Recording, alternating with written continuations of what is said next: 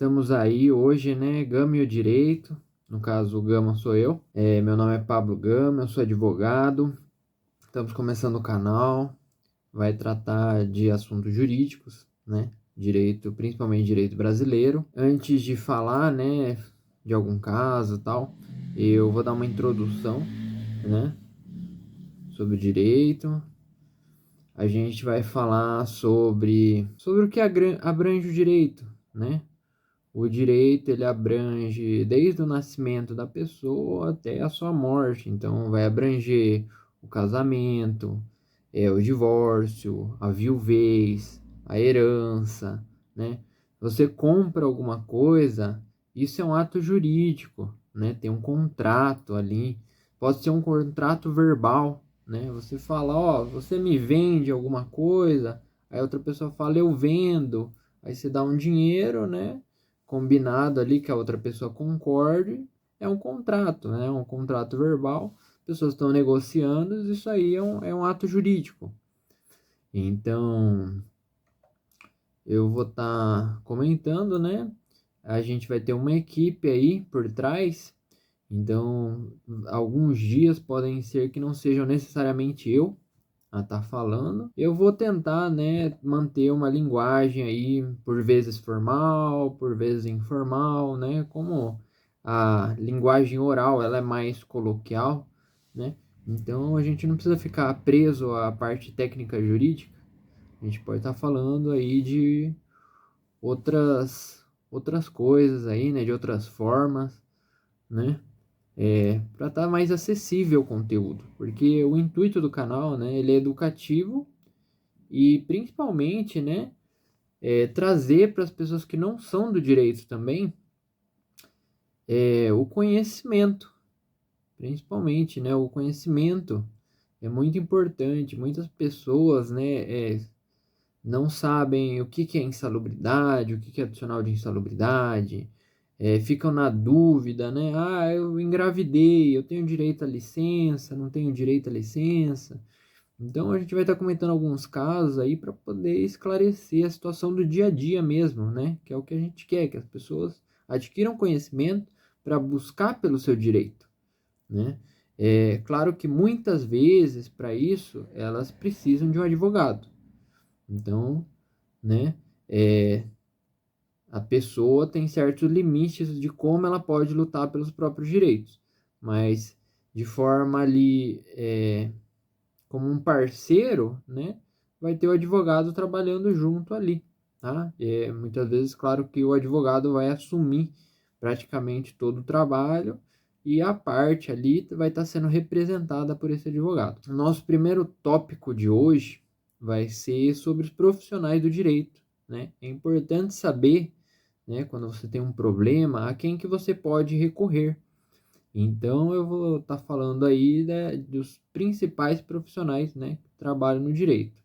Nós temos os advogados, né, os juízes, os magistrados e os cartorários, tá, que trabalham no tribunal ou mesmo nos cartórios comuns. Então, vamos falar primeiro dos advogados. Os advogados, né, podem ser advogados particulares, defensores públicos, promotores, procuradores. Esses últimos que eu falei agora, eles trabalham por Estado. Então, o Estado paga eles, mas no fim eles são advogados, tá? Eles defendem uma parte ou acusam uma parte, é o trabalho deles. Então, eles são advogados. Quanto aos magistrados, os magistrados são juízes, né, em primeira instância, depois vem os desembargadores, em regra, e por fim estão os ministros, né, do STJ, do STF. O STJ é o Superior Tribunal de Justiça e o STF é o Supremo Tribunal Federal. Então, tem essas divisões aí. Claro que eu estou falando de forma geral. Agora vamos falar um pouquinho sobre justiça, né? O direito e a justiça, qual que é a relação aí? Muitas vezes a gente vê uma lei e a pessoa fala, nossa, mas é tão injusta essa lei, e realmente acontece isso, tá? Realmente acontece de nem sempre a lei ser justa. Porque quem faz as leis, né, as pessoas que fazem as leis, nem sempre elas estão ao lado do que é justo. A princípio deveriam estar, tá?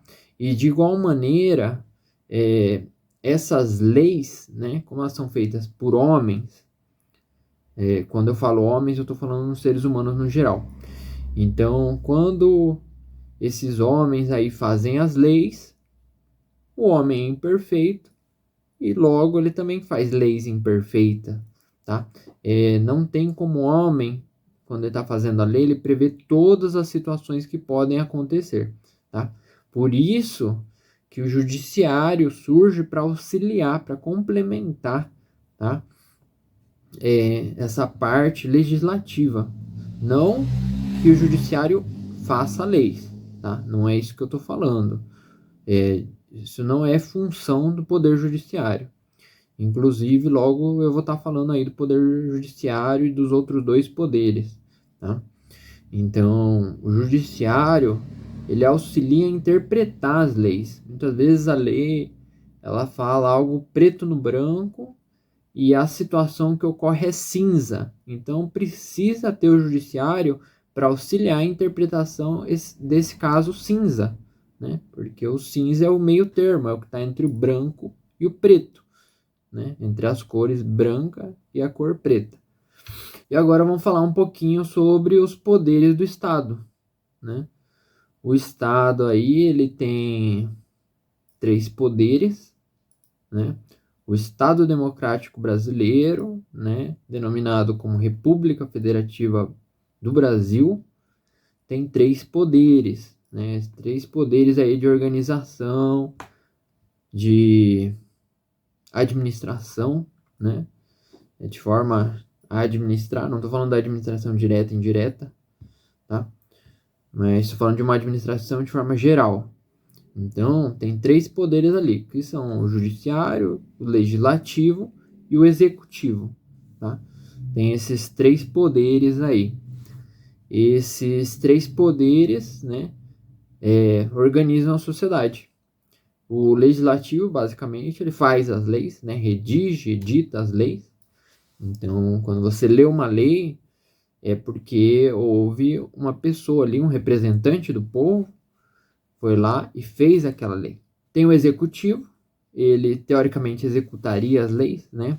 Mas ele também pode estar regulando essas leis. O executivo, né? Ele basicamente executa as leis e ele também regulamenta para poder executar.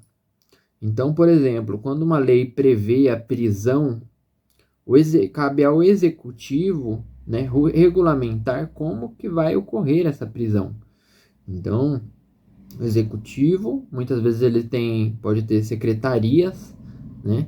Então, uma delas é a secretaria hoje, né, estadual das penitenciárias, né?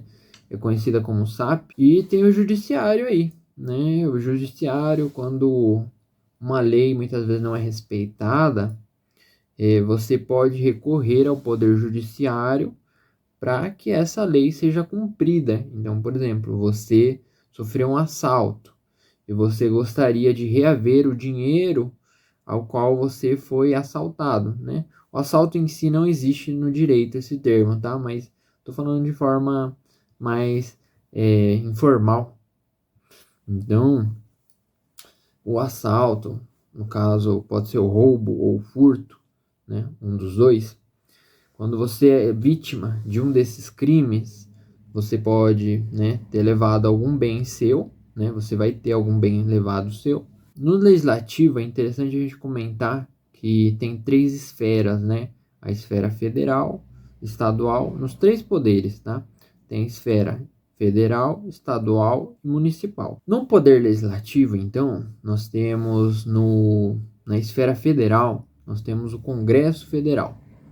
O Congresso Federal, ele é composto por senadores e deputados federais, tá?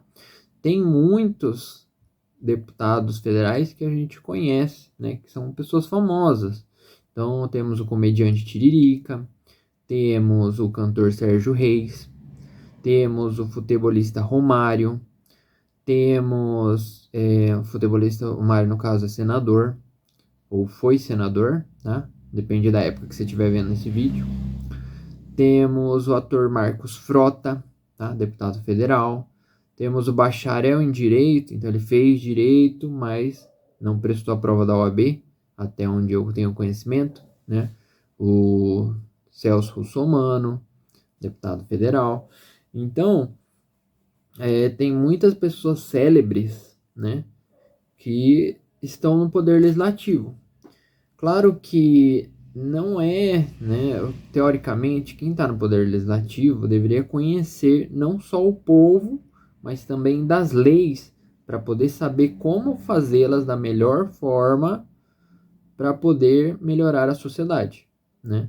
Pelo menos a princípio. Mas quem sou eu para estar, né, julgando isso daí? No estadual, nós temos a Assembleia ou a Câmara Legislativa, que, né, lá ficam deputados estaduais. E na esfera municipal, nós temos a Câmara Municipal dos Vereadores. Tá? Então, os vereadores são o poder legislativo. No poder executivo federal, nós temos o presidente da República. Na esfera estadual, temos o governador do estado.